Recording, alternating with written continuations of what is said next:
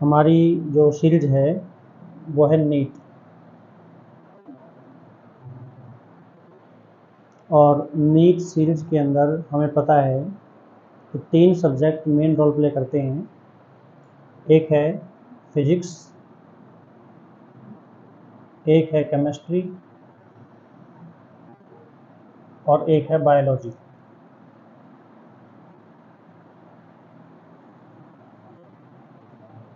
NEET की series में ये 3 सब्जेक्ट्स काम करते हैं। हम बारी बारी इनको पढ़ेंगे। इन तीनों में सबसे पहले जो सब्जेक्ट है वो हम केमिस्ट्री शुरू करना चाहते हैं, क्योंकि हम एटम्स से यूनिवर्स तक के रूट्स के हिसाब से हमने इसको प्लान किया है कि हम सबसे पहले केमिस्ट्री के एटम्स के बारे में पढ़ें और फिर हम बॉडी के अंदर बोन, मसल्स यानी उसके फिजिक्स पॉइंट ऑफ व्यू को देखें, और फिर हम ह्यूमंस के बारे में स्टडी करें, बायोलॉजी सब्जेक्ट के बारे में काम करें और शरीर को समझें।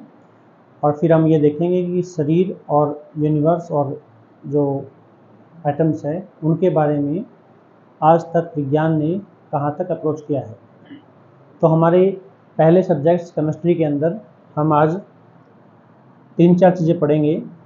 सबसे पहले जो चीज़ पढ़ेंगे, डेफिनेशन। सबसे पहली चीज़ डेफिनेशन पढ़ेंगे, केमिस्ट्री डेफिनेशन क्या है। फिर हम केमिस्ट्री की डेवलपमेंट पढ़ेंगे,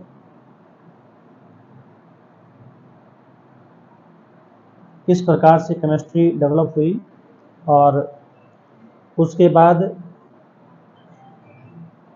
हिस्टोरिकल बैकग्राउंड को देखेंगे। हिस्टोरिकल बैकग्राउंड, और 4 टॉपिक के अंदर हम देखेंगे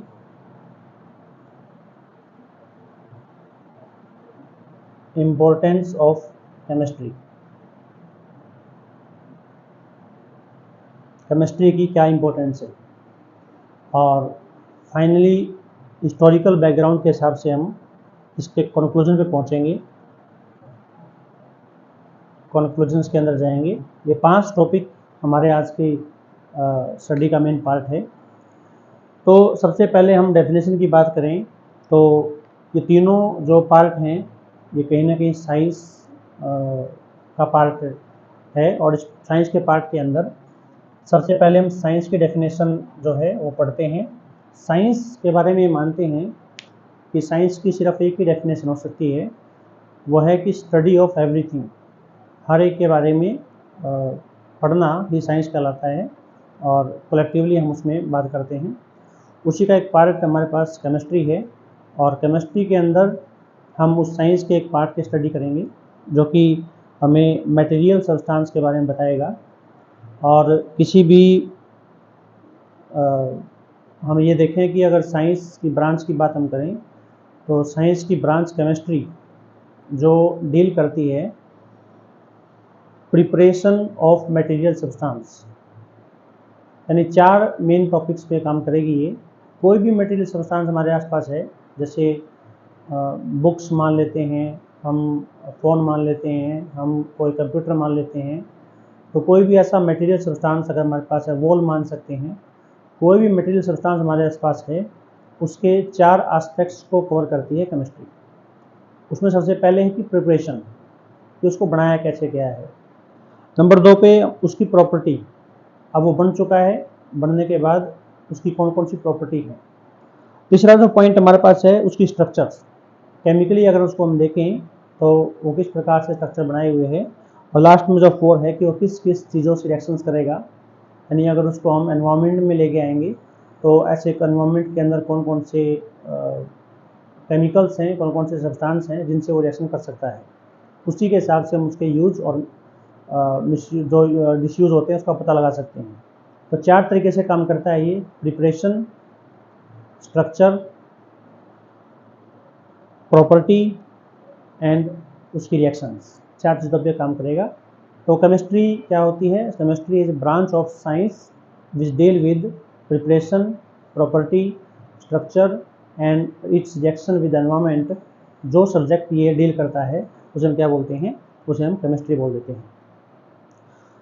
उसके बाद केमिस्ट्री की डेवलपमेंट की अगर हम बात करें, केमिस्ट्री को आज डेवलप किया गया है एक रेंज तक, तो कौन सी दो बातों ने उसे मजबूर किया, कौन सी दो बातों ने उसको इफ़ेक्ट किया कि केमिस्ट्री की तरफ स्टडी की जाए और केमिकल नेचर्स की तरफ स्टडी की जाए, उसमें दो मेन पॉइंट हमारे केमिस्ट्री के अंदर आते हैं, जिसने केमिस्ट्री को थोड़ा सा वो बैकग्राउंड दिया कि आप अगर केमिस्ट्री को पढ़ना है तो इन दो बातों के हिसाब से आपने काम करना पड़ेगा।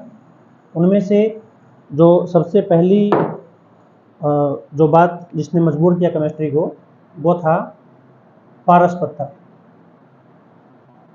पारस स्टोन बोल सकते हो एक प्रकार से। पारस स्टोन का जिक्र बहुत सी किताबों में आता है, बहुत सी एंशियंट बुक्स के अंदर भी इसका जिक्र आता है कि एक पारस पत्थर, फिलोसफिकल स्टोन बोल देते हैं इसे, अगर मैं इंग्लिश में बात करूँ तो फिलोसफिकल स्टोन इसका नाम रखा गया है। तो पारस पत्थर क्या है? पारस पत्थर जो किसी भी बेसर मेटल्स को, जैसे हम बात करते हैं लेड है, आयरन है, कॉपर है, उसको गोल्ड के अंदर कन्वर्ट कर सकता है। जो पारस है, जो उसकी पूरी प्रॉपर्टी को चेंज कर सकता है। एक ये पॉइंट बहुत एंशिएंट टाइम से उठा हुआ था कि फिलोसफिकल स्टोन नाम की कोई चीज़ होती है और उसको ढूंढने के प्रयास में ये धीरे धीरे डिस्कवरियाँ हुई और केमिस्ट्री आज इस पॉइंट पर पहुंची है। और फिलहाल रिसर्च की अगर मैं बात करूं तो आज के टाइम पे एक डिस्कवरी हुई है, उसमें क्या किया गया है कि लेड से गोल्ड में कन्वर्ट कर दिया गया है सब्सटेंस को। एलिमेंट लेड जो था उसको गोल्ड के अंदर कन्वर्ट कर दिया गया है। तो ये कहीं ना कहीं फिलोसफिकल स्टोन पारस पत्थर की तरफ इशारा करते हैं कि एक तो ये मेन पॉइंट रहा है कि किस प्रकार से इस बात ने केमिस्ट्री को आगे बढ़ाया और केमिस्ट्री के बारे में डिटेल स्टडी करने के लिए मजबूर किया। दूसरी जो बात हमारी इसके अंदर होती है वो होता है एक्सिलर ऑफ लाइफ। एक्सिलर ऑफ लाइफ यानी शॉर्ट फॉर्म में अगर बात हम करें तो ये जो लाइफ की एक्सिलर बोला गया है, इसको इमोर्टैलिटी के लिए बताया गया है। इमोर्टैलिटी मतलब होता है अमर होना। एक दूसरी ये बात है कि अमर होने की इच्छा के हिसाब से साइंटिस्टों ने, बड़े दर्शकों ने इस पर काम किया कि क्या इंसान इमोर्टल हो सकता है। जैसे जेलीफिश में आज तक ये प्रॉपर्टी देखी गई हैं, उन्हें देखे गए हैं। अमर होने की इच्छा ने भी मजबूर किया है वैज्ञानिकों को कि किस प्रकार से हम केमिस्ट्री को डेवलप करने में हेल्प कर सकते हैं। तो ये दो बातें थी जिसकी वजह से मेनली फोकस इस पे किया गया और इसमें जो केमिस्ट्री को मेनली डेवलप किया गया है वो दो मेन बातों पे और काम किया गया। ये दो मेन चीज़ें थी जिसकी वजह से क्या हुई, केमिस्ट्री डेवलप हुई। इसके अलावा जो केमिस्ट्री है उसके अंदर एक फील्ड आता है एल्केमी। एल्केमी, इस पर एक मूवी भी बनी हुई है, ये चाइनीज़ मूवी है एक। और एल्केमी के अंदर ये दिखाया जाता है कि आप किसी भी एक पर्टिकुलर सब्सटेंस को दूसरे पर्टिकुलर सब्सटेंस के अंदर कन्वर्ट कर सकते हो। जैसे उस मूवी में दिखाया गया है कि आप दीवार को एकदम से फ्लावर के अंदर कन्वर्ट कर देते हो, आप जो है किसी भी वेपन्स को फ्लावर के अंदर कन्वर्ट कर सकते हो। तो एल्केमी जो पढ़ाई जाती थी पुराने टाइम पे और जो स्टडी करते थे इसको, तो उसका बेसिक ये रहता था कि आप किसी एक मटेरियल ऑफ सब्सटेंस को दूसरे मटेरियल ऑफ सब्सटेंस के अंदर चेंज कर सकते हैं। बेसिस क्या रहता था कि अगर आज हम देखते हैं एटम्स को देखते हैं, वो तीन चीज़ों से मिलकर बनता है, इलेक्ट्रॉन, प्रोटॉन, न्यूट्रॉन। और ये तीन चीज़ें जो हैं ये हर एक एटम के अंदर मिलती हैं। तो इस बात पे मजबूर हुए कि हम इलेक्ट्रॉन्स को निकाल के, प्रोटॉन न्यूट्रॉन को निकाल के एक पर्टिकुलर टाइप ऑफ एलिमेंट्स को another particular type of element के अंदर कन्वर्ट कर सकते हैं। इसके बेस पे एल्केमी काम करती थी। और दूसरा जो फील्ड काम करता था वो था इलेक्ट्रोकेमिस्ट्री।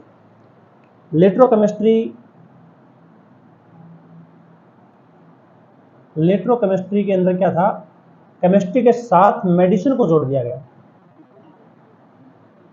केमिस्ट्री के साथ मेडिसिन्स को स्टडी किया गया, यानी ह्यूमन बॉडी के ऊपर किस प्रकार से केमिस्ट्री काम कर सकती है, उस फील्ड को इलेक्ट्रोकेमिस्ट्री बोलते हैं। यहाँ से लगभग 1300 से 1600 CE के टाइम पे इसको स्टडी किया गया था, यानी लगभग ये हम कह सकते हैं कि आज से 1000 साल पहले की ये स्टडी है और 1000-1500 साल पहले की स्टडी ये है, जिसमें एल्केमी और इलेक्ट्रोकेमिस्ट्री को यानी मेडिसिन फील्ड को बहुत अच्छे तरीके से समझाया जाता था। और एंशिएंट टाइम के अंदर अगर मैं इसकी बात करता हूँ, एंशिएंट टाइम के अंदर इसमें वो तो हिस्टोरिकल बैकग्राउंड में आ जाएगा। तो ये 2 फील्ड पे काम इन्होंने किया है, एल्केमी और इलेक्ट्रोकेमिस्ट्री के अंदर। तो ये 2 बातें हमारी ये पारस स्टोन और एक्सिलर ऑफ लाइफ इमॉर्टैलिटी के बारे में, इन 2 चीज़ों के पॉइंट के हिसाब से डेवलपमेंट मिला। ये इसका एक डेवलपमेंट स्टेज थी जिससे आज केमिस्ट्री जो है डेवलप हुई है। अगले टॉपिक के अंदर अगर हम बात करें तो हिस्टोरिकल बैकग्राउंड की हिस्ट्री क्या रही है केमिस्ट्री की। हिस्टोरिकल बैकग्राउंड की अगर बात हम करें, historical background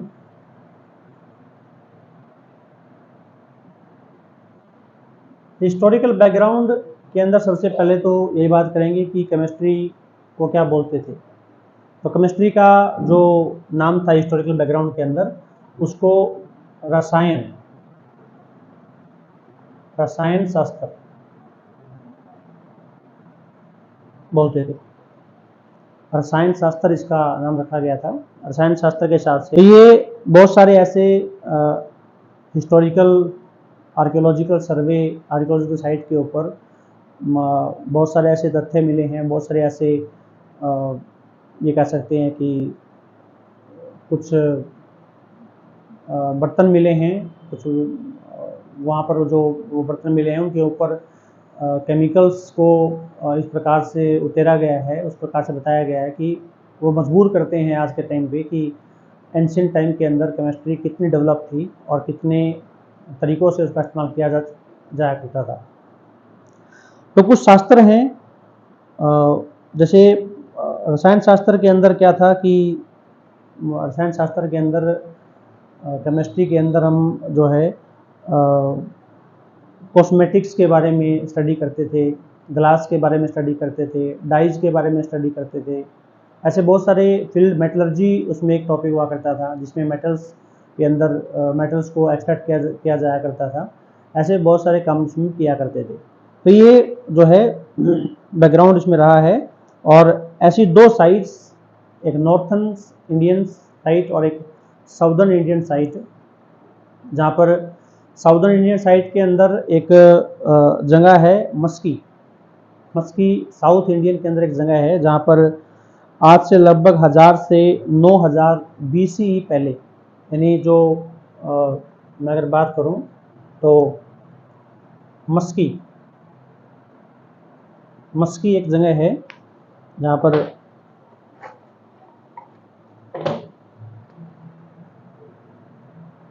Maski south India के अंदर आज से 1000 से 900 BCE के टाइम पे वहाँ पर कुछ ग्लास वेयर्स मिले थे और कुछ ग्लास ऑब्जेक्ट्स मिले थे जिनकी फॉर्मेशंस की कल्पना उस टाइम पे नहीं की जाया करती थी। तो यह लगभग 3500 साल पहले की बात मानी जाती है। तो उस टाइम पे कुछ ग्लास वेयर्स वहाँ पर मिले थे, जिससे ये बात का पता चलता है कि एंशिएंट टाइम्स के अंदर भी केमिस्ट्री का उपयोग ठीक ठाक किया गया था। उसके बाद एक हस्तिनापुर और Takshashila, Hastinapur and Takshashila, northern side के अंदर ये 2 जगह ऐसी थी जो उसी टाइम पीरियड के अंदर लगभग ये जो है देखी गई थी। उसके अंदर भी ग्लास वगैरह जो मेटल ऑक्साइड्स जैसी कवरिंग उसके ऊपर की गई थी। जैसे ग्लास की कोई चीज़ बना देते हैं और उसके ऊपर मेटल ऑक्साइड से कोई डिज़ाइन तैयार किया जाता है, ऐसी कलाकारी वहाँ पर उस टाइम पे देखी गई थी। तो 2 ऐसी साइट्स हैं हिस्ट्री के अंदर जहाँ पर ये उनका वर्णन मिलता है। ये तो हम ये कह सकते हैं कि आर्कियोलॉजिकल साइट के हिसाब से मॉडर्न स्टडी एक प्रकार से बोल सकते हैं जो की गई थी। उस टाइम पीरियड के अंदर ये मिले थे जहाँ पर हिस्ट्री को जो केमिस्ट्री को जो है वो देखा गया था। उसके बाद कुछ शास्त्र हैं जो केमिस्ट्री के बारे में कुछ जानकारियाँ देते हैं। अगर हिस्ट्री में हम बात करें तो कुछ शास्त्र वगैरह जो हैं वो हैं जो केमिस्ट्री के बारे में बताते हैं। सबसे पहला शास्त्र जो है, जो सबसे बड़ा भी हम कह सकते हैं केमिस्ट्री फील्ड के अंदर, चरक संहिता जो है वो काम करती है। जैसे सबसे पहला जो शास्त्र हम कह सकते हैं चरक संहिता। चरक संहिता बेसिकली पार्टिकल्स पे एक आयुर्वेद के अंदर सबसे पुराना एपिक्स इंडिया का जो है इसको मानते हैं। सबसे ओल्डेस्ट आयुर्वेदिक एपिक्स इंडिया का चरक संहिता को कहा गया है। और इसके अंदर जैसे किस प्रकार से हम सल्फ्यूरिक एसिड्स को तैयार कर सकते हैं, ऑक्साइड ऑफ मेटल्स को तैयार कर सकते हैं, हम किस प्रकार से नाइट्रिक एसिड को तैयार कर सकते हैं, हम जो है कार्बोनेट्स लेड और आयरन के कार्बोनेट्स को किस प्रकार से तैयार कर सकते हैं, इसके बारे में चरक संहिता के अंदर इसका जिक्र किया गया है। चरक संहिता के अंदर एक सबसे खास बात का जिक्र किया गया है जो आज के टाइम पे भी वैज्ञानिक कोशिश कर रहे हैं, साइंटिस्ट कोशिश कर रहे हैं कि नैनो पार्टिकल्स की खोज के बारे में भी जिक्र किया गया है कि किस प्रकार से हम किसी भी मैटर्स की, मटेरियल सब्सटेंस की हम डेंसिटी को चेंज करके, डेंसिटी को बढ़ा के, साइज को कम करके उसको छोटी फॉर्म में लेके आया जा सकता है, नैनो पार्टिकल्स की फॉर्म में लेके आया जा सकता है। तो नैनो टेक्नोलॉजी का जिक्र जो है वो चरक संहिता के अंदर किया गया है। और इसमें भस्म का भी जिक्र किया गया है, जिसको हम आज ये प्रूफ हो चुका है कि भस्म, जिसका स्वर्ण भस्म, जो चांदी की भस्म, लोहे की जो भस्म तैयार की जाती हैं, वो एक्चुअली और कुछ नहीं है, वो नैनो पार्टिकल्स हैं। ये प्रूफ हो चुका है आज के टाइम पे कि नैनो पार्टिकल्स, नैनो लेवल पे जाके चीज़ों को ठीक किया जाना, इस टेक्नोलॉजी का काम जो है चरक संहिता के अंदर इस्तेमाल किया गया था। नैनो टेक्नोलॉजी की अगर मैं बात करूं तो नैनो टेक्नोलॉजी को हम आज कहते हैं 10⁻⁹ मीटर, यानी लगभग करोड़वां हिस्सा हम ये कह सकते हैं, करोड़वां अरबवां हिस्सा जो किसी भी मीटर का हम स्टडी करें बहुत छोटे लेवल पे। इसका फ़ायदा ये है कि आज बहुत सारी जो बीमारियां हैं वो नैनो टेक्नोलॉजी पाउडर से ठीक की जाती हैं। नैनो पार्टिकल क्या है, आपकी बॉडी में इजीली एब्जॉर्ब हो जाते हैं और जहाँ भी प्रॉब्लम होती है वहाँ पर आप उनको आसानी से बचा सकते हो। और एक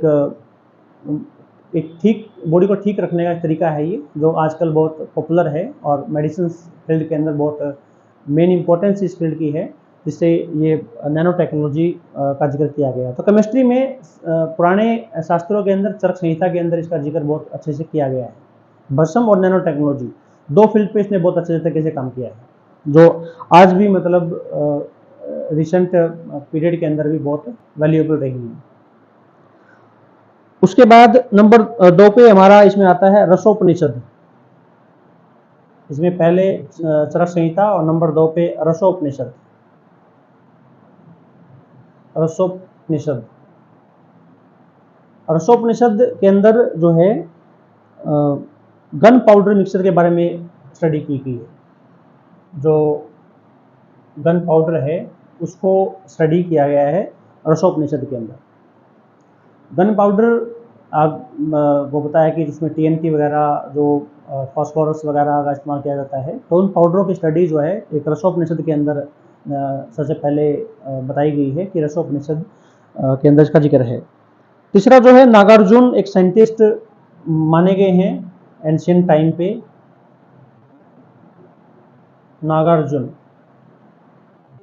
नागार्जुन ने 4 फील्ड पे मेनली काम किया था। नागार्जुन को हम ग्रेट इंडियन साइंटिस्ट माना गया है उसको, कि इन्होंने इतने विख्यात थे अपने फील्ड के अंदर। ये साइंटिस्ट हम बोलेंगे इनको, साइंटिस्ट तरीके से इन्होंने काम किया है। तो ये साइंटिस्ट और एक बहुत अच्छे रेपुटेड केमिस्ट भी ये थे। और तीसरा जो फील्ड है एल्केमिस्ट भी बहुत अच्छे थे और मेटलर्जिस्ट थे। 4 फील्ड में इसने काम किया था कि ये नागार्जुन जो है एक अच्छे साइंटिस्ट, एक अच्छे रेपुटेड केमिस्ट और एल्केमिस्ट और मेटलर्जिस्ट। अब साइंटिस्ट तो हमें पता है साइंस की फील्ड में जो काम करते हैं, केमिस्ट जो केमिस्ट्री को स्टडी किया, जिन्होंने अच्छे तरीके से स्टडी किया है। तीसरा जो है जो एल्केमिस्ट है वो बता चुका हूँ आपको मैं कि एक पर्टिकुलर फॉर्म ऑफ मटेरियल को another particular form of material के अंदर चेंज करने की फैसिलिटी जिसके अंदर होती है उसको एल्केमिस्ट बोल देते हैं। और चौथा हमारा है मेटलर्जिस्ट। मेटलर्जिस्ट क्या है? मेटलर्जिस्ट जो मेटल्स को एक्सट्रैक्ट करने में हेल्प करता है, ऐसी टेक्नोलॉजी जानता है जो किसी भी सब्सटेंस, मटेरियल सब्सटेंस के अंदर से मेटल्स, पर्टिकुलर मेटल्स को एक्सट्रैक्ट कर सकता है, उसको मेटलर्जी बोल देते हैं। Formation of any type of metals, extraction of any type of metals from A compounds, from A materials, इसको हम क्या बोल देते हैं? मेटलर्जी फील्ड बोल देते हैं। इस पे जो है नागार्जुन ने बहुत अच्छा काम किया है।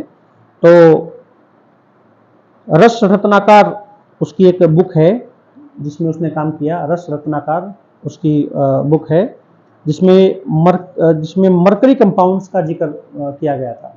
मरकरी पे रस रत्नाकर रूप में काम किया। यानी कहने का मतलब रस एक प्रकार से हम ये बोल सकते हैं, आरक बोल सकते हैं और अर्क बोल सकते हैं। अर्क में जो है रस का जिक्र जो बताया गया है कि उसमें मरकरी कंपाउंड्स को स्टडी जो किया गया था, रस रत्नाकर बुक्स के अंदर उसको जिक्र किया गया है।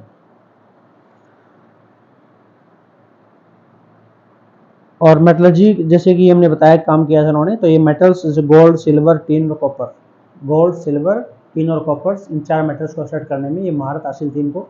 तो ये भी एंशिएंट टाइम पे जिक्र मिलता है केमिस्ट्री का, किस प्रकार से रोल प्ले इन्होंने किया था। उसके बाद चक्करपाणी ने भी मरकरी कंपाउंड्स पे काम किया है। चक्करपाणी जो है वो भी सेम नागार्जुन की तरह स्टडी उन्होंने की है और रसोपनिषद की तरह स्टडी किया है, तो उसने मरकरी कंपाउंड्स के ऊपर स्टडी किया है। उसके बाद वहामीर जो कि बृहद संहिता थी उनकी, उसके उन्होंने जो है ग्लूटेनियस सब्सटेंस, यानी जो अगला जो वो है ब्राह्मित,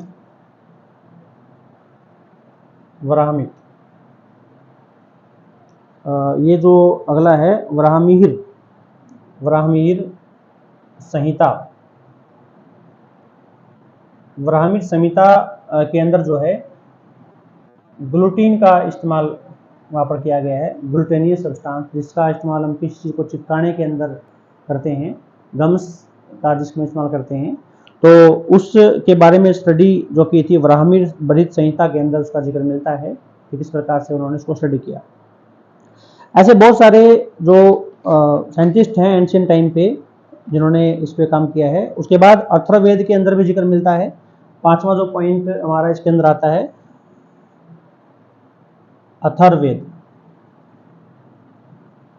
अथर्ववेद के अंदर जो डाई का जिक्र आता है, इन्होंने डाई के ऊपर जो है वो किया है, डाई को एक्सट्रैक्ट किया है।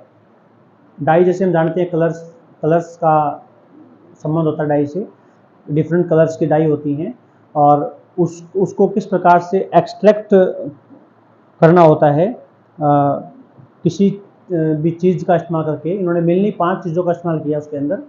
एक टर्मरिक, हल्दी का इस्तेमाल हम डाई के रूप में इस्तेमाल कर सकते हैं, हल्दी को किसी भी मटेरियल में कलर देने के लिए इस्तेमाल कर सकते हैं। दूसरा इन्होंने मैडर, सनफ्लावर, ऑर्पिमेंट, कोचिनियल्स एंड लैक, ये 5 चीज़ें इन्होंने जिक्र किया इसके अंदर। ये प्रकार के इंसेक्ट होते हैं, एक प्रकार के कुछ ऐसे प्लांट्स होते हैं जिसमें से आप क्या कर सकते हो, किसी भी कलर्स को निकाल सकते हो। जैसे हम धागा बनाते हैं एक इंसेक्ट से, जिससे धागा बनता है, जिससे कपड़े बनते हैं, ऐसे ही एक कुछ ऐसे इंसेक्ट होते हैं जिनके अंदर फ्लूइड ज़्यादा होता है और वो फ्लूइड पर्टिकुलर कलर का होता है। मेनली रेड कलर पे इन्होंने जो ये इंसेक्ट्स मैंने बताए आपको, इसमें एक जैसे ऑर्पिमेंट्स है, कोकिनियल्स है, लैक है, ये सारे ऐसे इंसेक्ट्स हैं जो मतलब क्या करते हैं कि उनमें लाल कलर का फ्लूइड ज़्यादा होता है, तो उनको किल करके उनसे लाल कलर का फ्लूइड निकाल के उसको डाई के रूप में इस्तेमाल जो करने की टेक्निक थी वो अथर्ववेद के अंदर मिलती है। तो ये भी केमिस्ट्री का क्या है, एक पॉइंट बनता है। उसके बाद जो है वेदास के अंदर भी इसका जिक्र है। कौटिल्य अर्थशास्त्र जो कि मेनली जो है इकोनॉमी के लिए जानी जाती है, उसके अंदर भी कौटिल्य अर्थशास्त्र, इसके अंदर बहुत सारी लिक्वर्स का जिक्र है। लिक्वर्स का मतलब दारू कह सकते हैं, और या फिर कोई ऐसी लिक्विड चीज़ें बोल सकते हैं जो सोम रस, दारू से लेकर सोम रस तक की कैटेगरीज के अंदर आती हैं। तो बहुत सारे ऐसे लिक्वर्स जो हैं वो वेद और जो है कौटिल्य अर्थशास्त्र के अंदर इसका जिक्र मिलता है। तो ये कुछ ऐसे बैकग्राउंड थे। हाँ, एक मॉडर्न साइंस की अगर हम बात करें तो एक आचार्य कंद का जिक्र भी उसमें आता है कि आचार्य कंद जो थे, आचार्य कंद जिसको कश्यप नाम से भी जानते थे, आचार्य कंद ने भी जो है ये बताया है कि जैसे आज के मॉडर्न टाइम पे हम एटॉमिक थ्योरी पढ़ते हैं तो सबसे पहले परमाणु जो नाम है एटम्स का, वो आचार्य कंद ने डिस्क्राइब किया था। और वो पहले ऐसे व्यक्ति थे जिन्होंने एटॉमिक थ्योरी को आगे प्रोपेगेट किया और ये बताया कि ये एक स्मॉल इंडिविजुअल पार्टिकल्स है जिसका नाम उन्होंने क्या रखा, परमाणु रखा। तो ये ऐसे कुछ पुराने हिस्टोरिकल बैकग्राउंड की मैं बात करता हूँ तो ऐसे बहुत सारे शास्त्र, उपनिषद और बहुत सारे अर्थशास्त्र वगैरह, बहुत सारे फेमस इंसान जो पुराने टाइम पे रहे थे। तो हम ये बिल्कुल नहीं कह सकते कि केमिस्ट्री जो है वो आज डेवलप हुई है। केमिस्ट्री का जिक्र भले ही वो आज के कंपैरिजन में ठीक ठाक ना हो, लेकिन उसकी जो जड़ हैं, उसकी जो रूट्स हैं वो बहुत पुराने टाइम पे पाई जाती हैं और बहुत पुराने टाइम पे उसकी जड़ें हमें मिलती है, जहाँ से हमें एक डायरेक्शन मिलती है और जहाँ से हमें ये पता चलता है कि किस प्रकार से केमिस्ट्री का एक बैकग्राउंड, हिस्टोरिकल बैकग्राउंड रहा है और कहाँ से केमिस्ट्री की शुरुआत की गई है। तो ये जो मेन कुछ पार्ट थे, कुछ मेन चीज़ें थी जहाँ पर इन चीज़ों का जिक्र हाँ मिलता है। उसके बाद अगर हम अगले टॉपिक की बात करें तो अगला टॉपिक हमारा रहता है इम्पोर्टेंस ऑफ केमिस्ट्री, कि हम केमिस्ट्री को पढ़ क्यों रहे हैं, क्या इम्पोर्टेंस हमारी लाइफ में आज केमिस्ट्री की रहती है। हिस्टोरिकल बैकग्राउंड के बाद इम्पोर्टेंस ऑफ केमिस्ट्री का पार्ट आता है। इम्पोर्टेंस क्या है, इम्पोर्टेंस ऑफ केमिस्ट्री, क्यों इम्पोर्टेंट है केमिस्ट्री पढ़ना, इसका मेनली जिक्र आता है। तो जैसे कि हम जानते हैं कि जो केमिस्ट्री के जो प्रिंसिपल्स हैं, केमिस्ट्री के जो सिद्धांत हैं, जो मेन वैल्यूज़ हैं केमिस्ट्री की, जो जिस पे केमिस्ट्री काम करती है, वो आज मॉडर्न टाइम के अंदर वेदर के पैटर्न को स्टडी करने में हेल्प करते हैं। आप विंड के अंदर कुछ केमिकल्स, कुछ टेम्परेचर्स, कुछ ह्यूमिडिटी वगैरह का पता लगा के आप ये वेदर का पैटर्न पता कर सकते हैं कि किस प्रकार से वेदर की कंडीशन रहेगी। कुछ 1-2 घंटे 3 घंटे के बाद की कंडीशन को अगर स्टडी हमने करना हो तो उसको हम स्टडी कर सकते हैं। आपका जो ब्रेन है, ब्रेन की फंक्शनिंग है, उसमें केमिस्ट्री एक रोल प्ले करती है। आपका जो कंप्यूटर का ऑपरेशन, कंप्यूटर जो चलता है, ऑपरेट करता है, उसमें केमिस्ट्री की जो मेनली भूमिका है, एलिमेंट्स की जो भूमिका है, सर्किट्स की जो भूमिका है, एक प्रकार से हम कह सकते हैं वो केमिकली कहीं ना कहीं उसकी तरफ इशारा करते हैं। बहुत सारे fertilisers, alkalis, acid, salt, dye, polymers, drugs, soap, detergent, metals, alloy, इनको बनाने के अंदर हम क्या कर सकते हैं, केमिस्ट्री का इस्तेमाल कर सकते हैं। कुछ का जिक्र हमने हिस्टोरिकल बैकग्राउंड में किया है। तो मेनली अगर हम बात करें केमिस्ट्री के अंदर हम फर्टिलाइजर को बना सकते हैं। फर्टिलाइजर्स, केमिस्ट्री से हम फर्टिलाइजर को बना सकते हैं, डाई बना सकते हैं,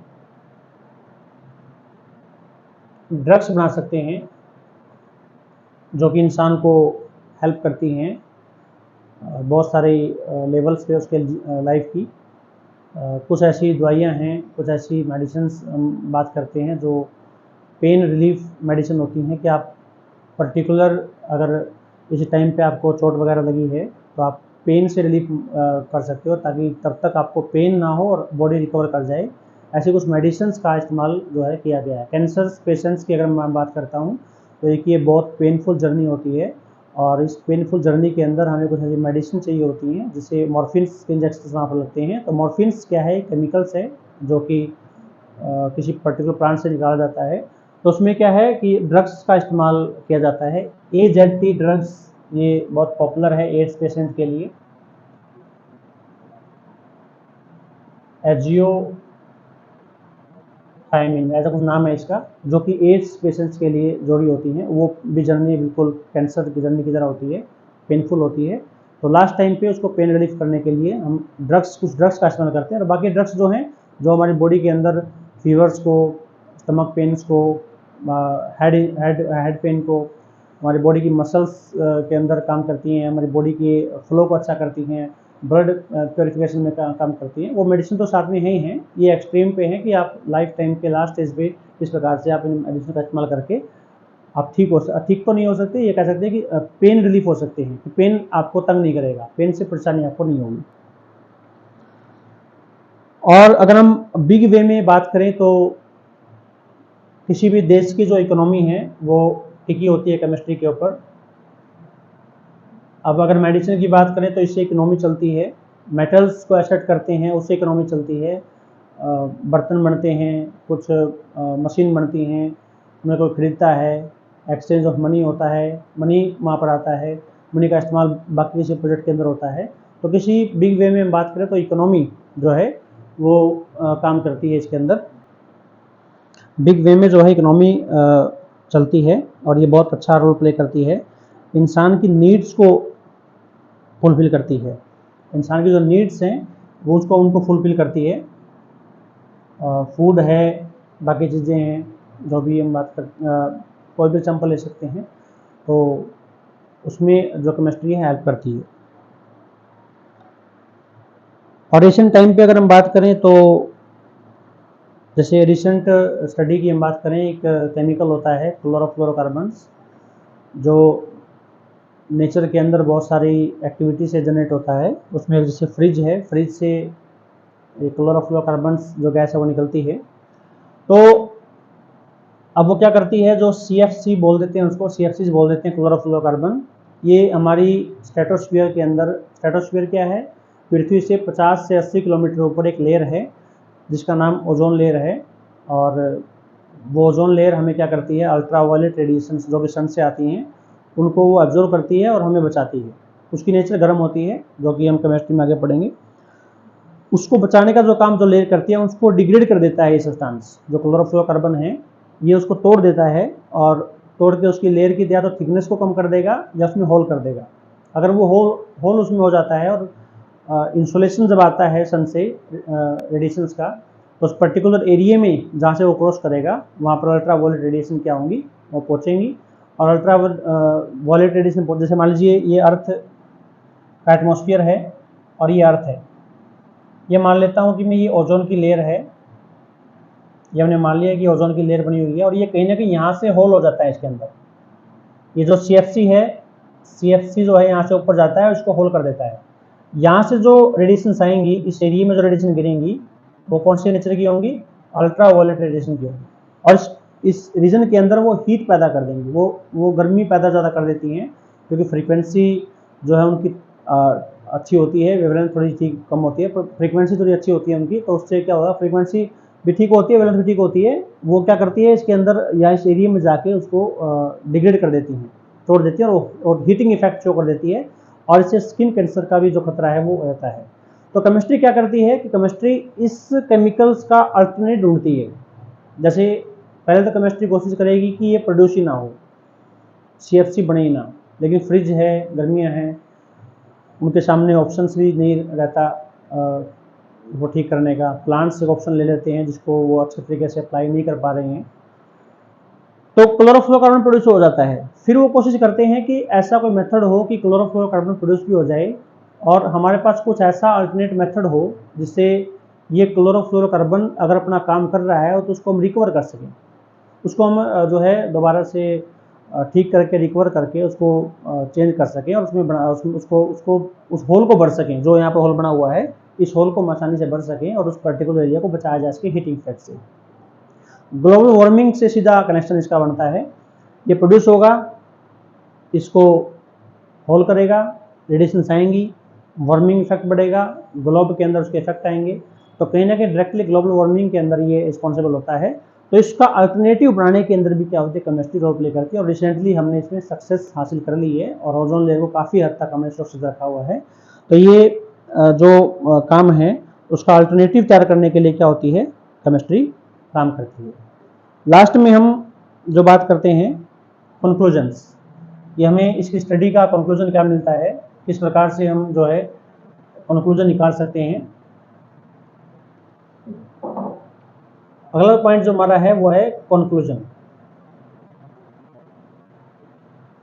निष्कर्ष क्या निकलता है इस चीज से।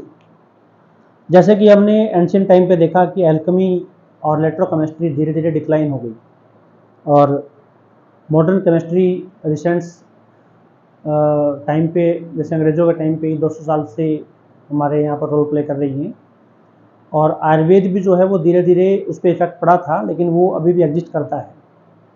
कंक्लूजन ये है कि जो परफेक्ट स्टडी होगी, जो जिसके इफ़ेक्ट्स, नेगेटिव इफ़ेक्ट्स कम से कम होंगे, जिसके पॉजिटिव इफेक्ट ज़्यादा से ज़्यादा होंगे, तो वो स्टडी हमेशा रहेगी।